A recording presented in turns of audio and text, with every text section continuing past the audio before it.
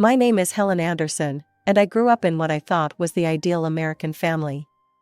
We weren't rich at first, but we were happy, just me, Mom, and Dad living in our modest starter home. My father, James Anderson, was the hardest working man I've ever known. He built his transportation company from the ground up, starting with just 2 trucks and gradually expanding into a successful business. I remember how he'd sometimes come home covered in grease because he insisted on maintaining the trucks himself in the early days. Mom, Sarah is her name, though I can barely bring myself to call her that anymore, worked as a restaurant manager back then. She was actually good at her job, though she'd constantly complain about it. One day, James, she'd say during dinner, pushing food around her plate, "I want to be a proper housewife. All these late nights are killing me." Dad would just smile and pat her hand, promising her that soon she'd be able to quit. And he kept that promise. When I was 9, Dad's business really took off. He landed several major contracts, and suddenly we were moving into this beautiful 2-story house in one of the nicest neighborhoods in town.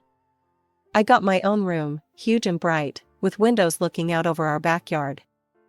I went wild with the decoration. Pale purple walls, fairy lights everywhere, and this massive bookshelf Dad built himself. He spent an entire weekend on it, cursing under his breath when he thought I couldn't hear him, but beaming with pride when it was finally finished. Mom quit her job shortly after we moved, just like she'd always wanted. Instead of taking care of the house like she'd claimed she wanted to, she was barely ever home. It was always lunch with the girls or just a quick shopping trip or my salon appointment ran late. Dad didn't seem to mind. He was too busy with his company, though he always made time for me. Every Sunday was our day, we'd go for ice cream, and he'd listen to all my stories about school and friends as if they were the most important things in the world. The last time we had ice cream together was just before I turned 11. It was a bright spring day, and Dad was telling me about one of his drivers calling in sick. "Guess I'll have to do the run myself tomorrow," he said, finishing his cone. "Just like the old days." "Can I come with you?" I asked, excited at the prospect of a road trip with Dad. He chuckled and ruffled my hair. "Not this time, princess. It's just a quick overnight trip. I'll be back before you know it." I remember hugging him extra tight that evening before bed. "Love you, Dad," I said, not knowing it would be the last time I'd ever say those words to him. The next morning, he left before dawn. Mom was still asleep, so Maria, our nanny, made his coffee and packed him a lunch. I heard him start his truck and pull out of the driveway. That was the last time I ever saw my father alive. The phone call came at 3:47 a.m. I know because I was awake, unable to sleep due to that strange feeling in my stomach. I heard Mom scream from her bedroom, followed by the sound of something breaking, probably her bedside lamp. The next few hours are a blur in my memory. Police officers in our living room. Maria holding me tight while Mom paced back and forth, talking on the phone. Words like massive collision and died instantly floating around me like dark butterflies. Dad's truck had collided with a semi that had jackknifed it across the highway. They said he didn't suffer, as if that was supposed to make it better somehow. But nothing made it better. Nothing could bring back my father. The funeral is mostly a haze in my mind. I remember staring at the closed casket, not really believing Dad was inside. Mom put on quite a show, wailing and practically throwing herself across the casket at one point. Looking back now, I realize how theatrical it all was, but at 11, I thought that's just how adults handled grief. It was at the funeral that I met Uncle Robert and Aunt Patricia for the first time. They looked so much like strangers, yet Uncle Robert had Dad's eyes, the same kind, crinkly corners when he tried to smile at me through his tears. "Helen," he said, kneeling down to my level. "I'm your father's brother. I'm so sorry we're meeting like this. Why haven't I met you before?" I remember asking, direct as only kids can be. A shadow crossed his face. "Your father and we had a disagreement many years ago. But none of that matters now. I had to come say goodbye to my little brother." After the funeral, Mom's grief evaporated like morning dew.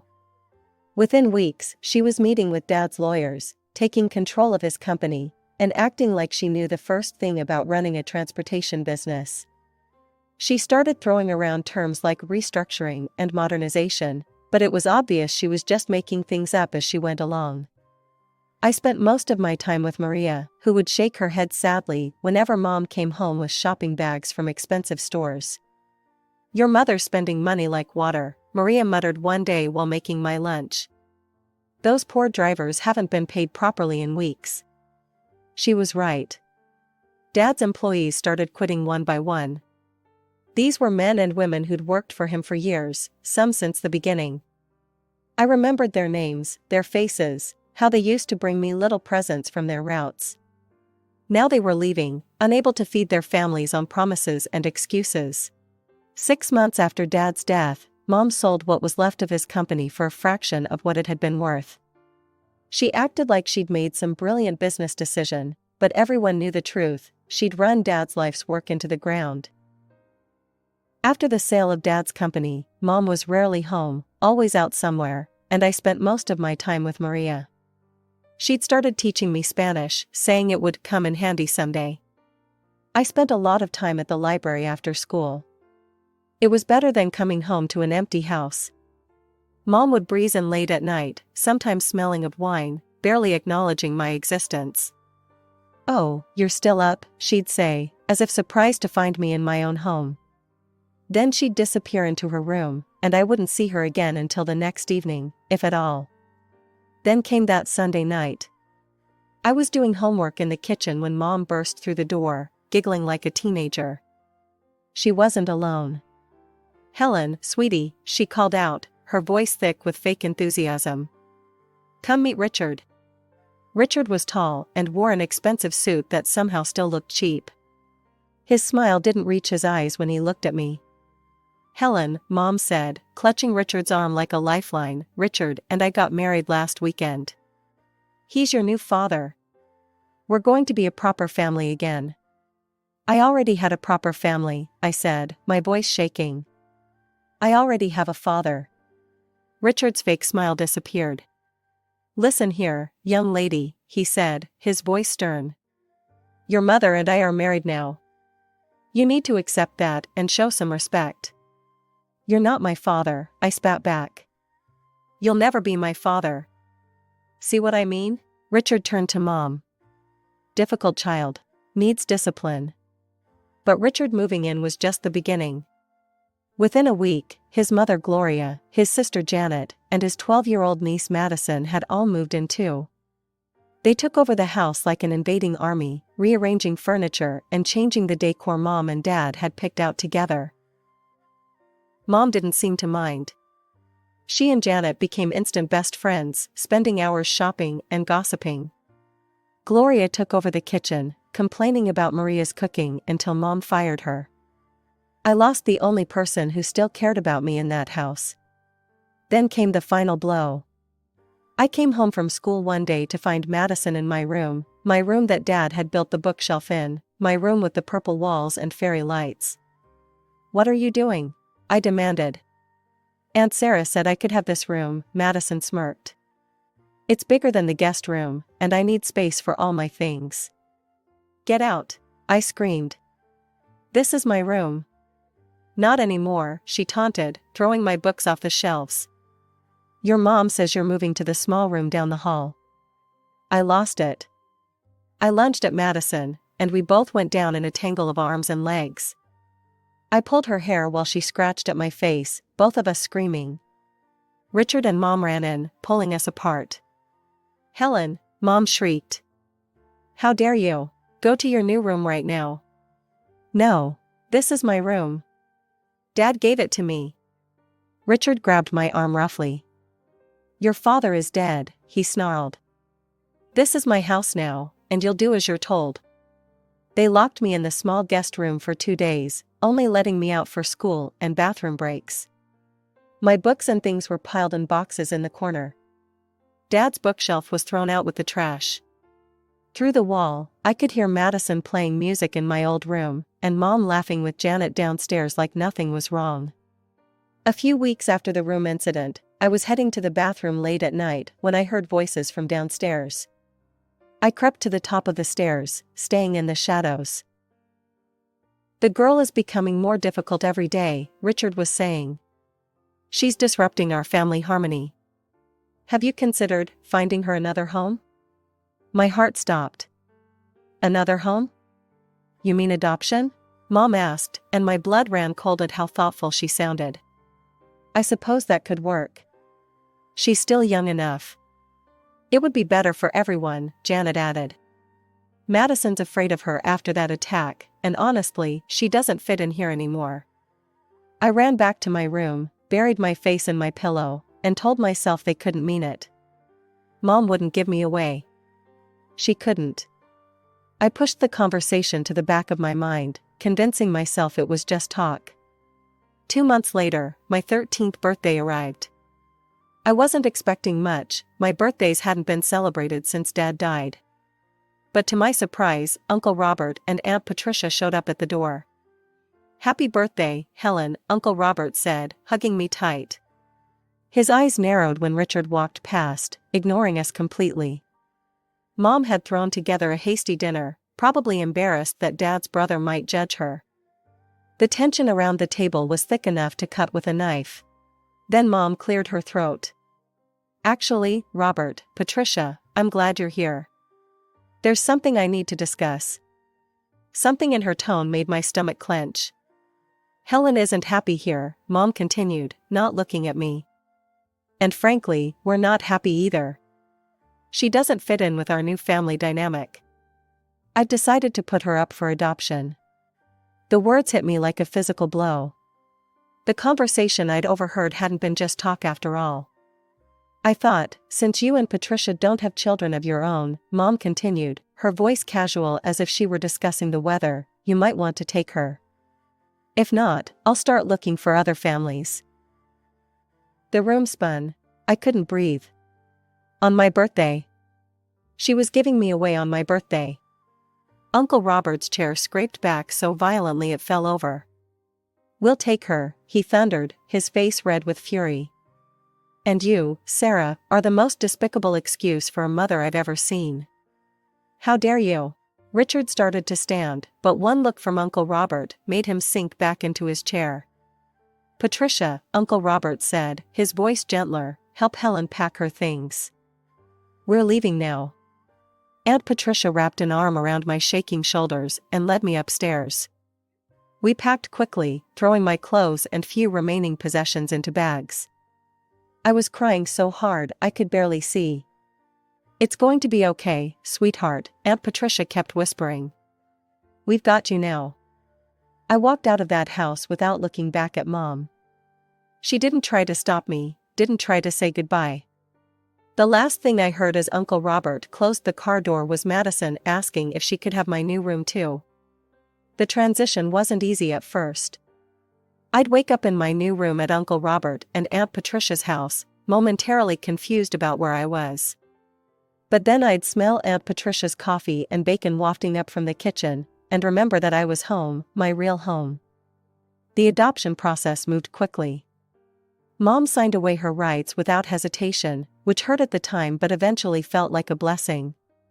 Uncle Robert and Aunt Patricia became Mom and Dad on paper, making official what was already true in my heart.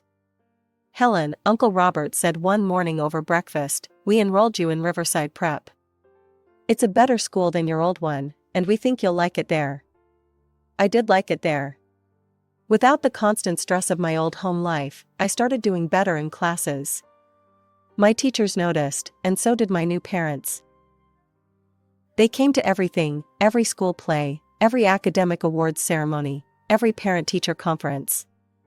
When I joined the debate club, they sat through every competition, beaming with pride even when I lost. They encouraged me to try new things. Piano lessons, summer science camps, volunteering at the local animal shelter, they supported it all. Not just with money, but with genuine interest and involvement. The pain of my mother's rejection faded gradually, replaced by the warm certainty of being truly loved. I stopped thinking about her, stopped wondering if she ever thought about me. My new life was too full, too happy for those old hurts to matter anymore. High school graduation came, and I had the loudest cheering section in the audience, not just Uncle Robert and Aunt Patricia, but their whole extended family who had embraced me as their own. "We have something to tell you," Aunt Patricia said at my graduation dinner. "We've been saving for your college fund since the day you came to live with us." They'd put aside enough to send me to any school I chose. I picked State University's business school, planning to major in investment management. College was incredible. I threw myself into my studies, determined to make them proud. During my junior year internship at Goldman Sachs, Aunt Patricia mentioned casually that she'd run into my birth mother at the grocery store. "She has a son now," Aunt Patricia said carefully, watching my reaction. "They're still in your father's old house with Richard's family." I just nodded, surprised to feel nothing but mild curiosity. That life seemed like a distant dream now, happening to someone else. After graduation, I landed a job at Morgan Stanley. My starting salary made my eyes pop. It was more money than I'd ever imagined making right out of college. The day I got my first paycheck, I went straight to the jewelry store.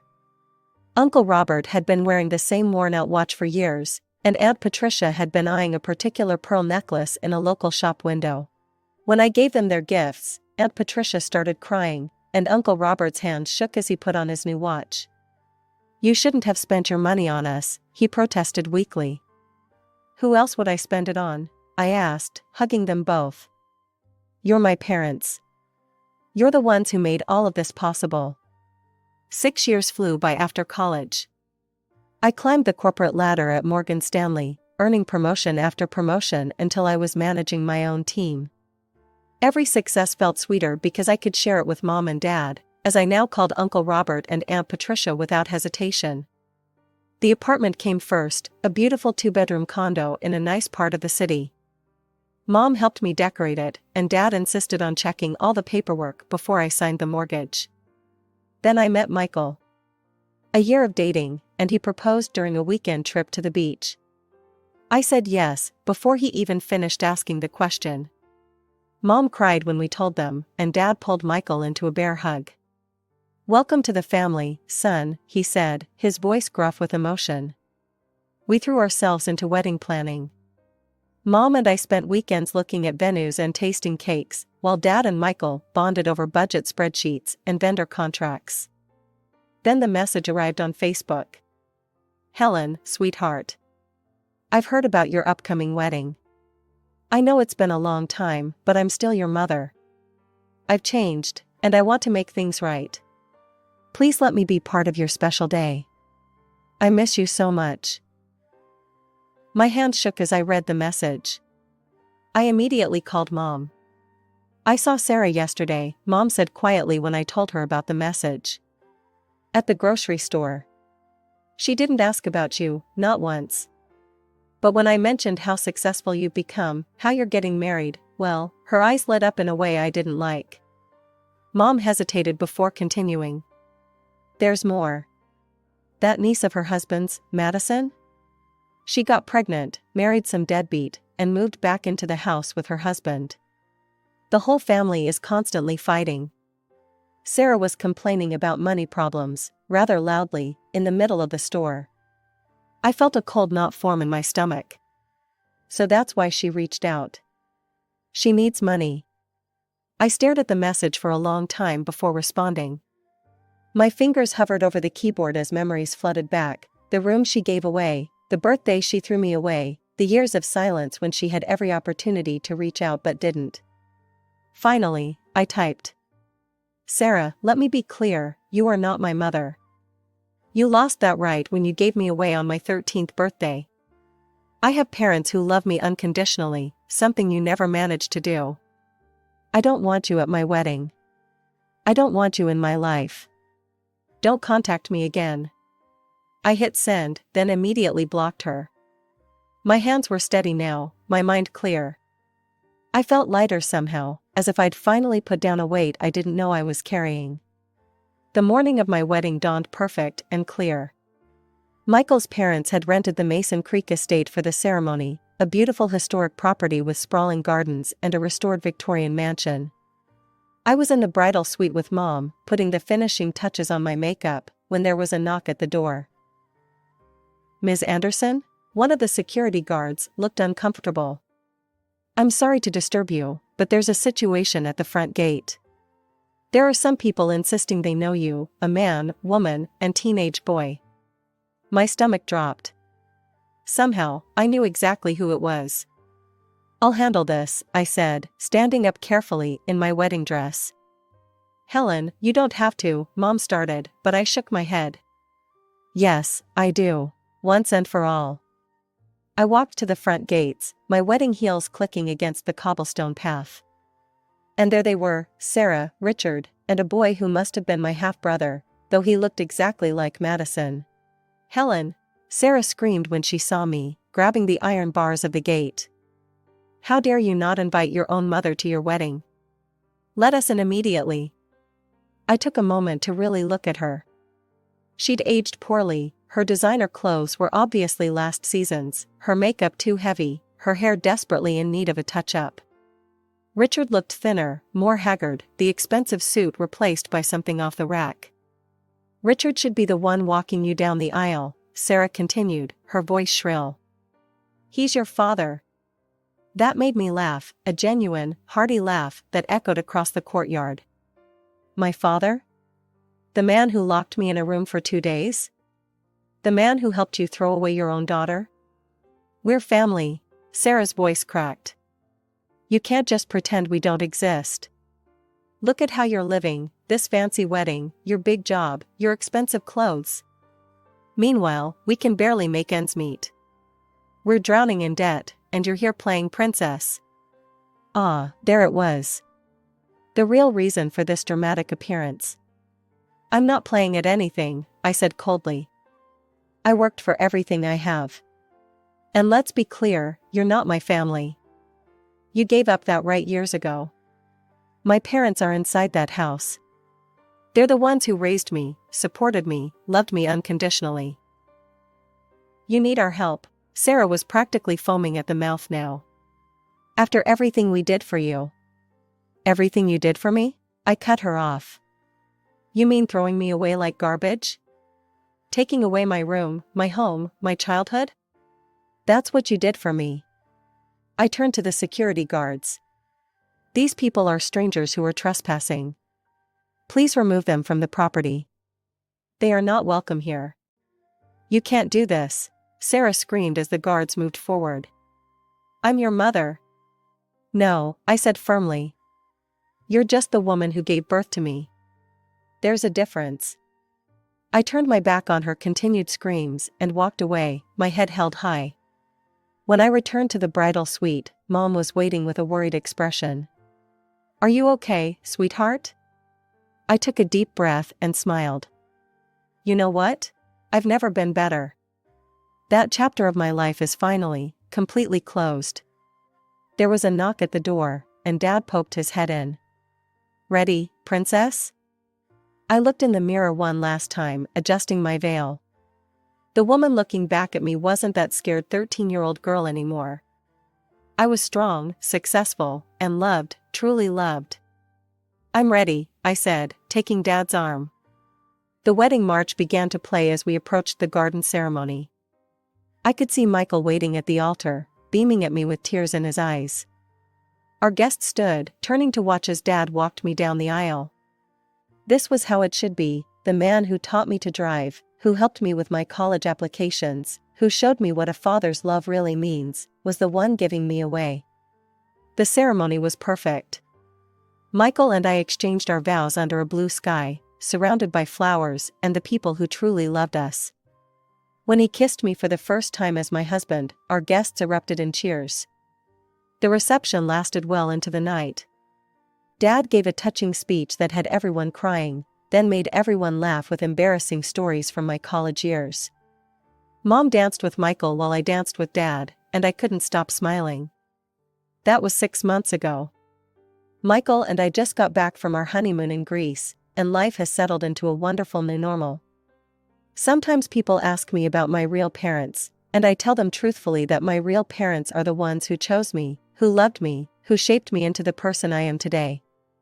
I don't know what happened to Sarah and her family after the wedding, and honestly, I don't care. I heard through the grapevine that they had to sell Dad's old house, but that's not my concern anymore. That part of my life is over. My story isn't about being abandoned or betrayed. It's about finding your real family, the people who love you not because they have to, but because they want to.